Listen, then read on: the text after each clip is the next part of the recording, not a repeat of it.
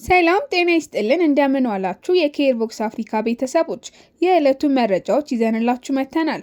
ቻናሉን ላይክ፣ ሼር፣ ሰብስክራይብ በማድረግ ቤተሰብ ይሁኑን። ወደ ዕለቱ መረጃዎች ስናልፍ ዛሬ የብልጽግና ፓርቲ ከፍተኛ አመራሮች በአዲስ አበባ የተለያዩ አካባቢዎች የጋራ መኖሪያ ቤቶችን ጎብኝተዋል። እነዚህ የተጎበኙት የጋራ መኖሪያ ቤቶች በጀርመን አደባባይ፣ በግራርና በአየር ጤና የሚገኙ ሲሆን ግንባታቸው የተጠናቀቀው በ9 ወራት ብቻ እንደሆነ ተነግሯል። በእነዚህ አካባቢ የተገነቡ ቤቶች 24 ህንፃዎችን ያካተቱ ሲሆን 1287 ቤቶች ይገኙበታል። ከእነዚህ መካከል የስቱዲዮ ብዛት 182፣ ባለ 1 መኝታ 585፣ ባለ 2 መኝታ 288፣ ባለ 3 መኝታ 200 ናቸው።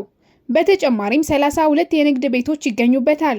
በዚህም ኬርቦክስ አፍሪካ ለ97 እና 2005 ተመዝጋቢዎች በቅርቡም መልካም እድል ይመኛል። ትኩስና የተረጋገጡ መረጃዎች እንዲደርሳችሁ ቻናሉን ላይክ፣ ሼር፣ ሰብስክራይብ ማድረጋችሁን አትርሱ። ሰላም ቆዩን።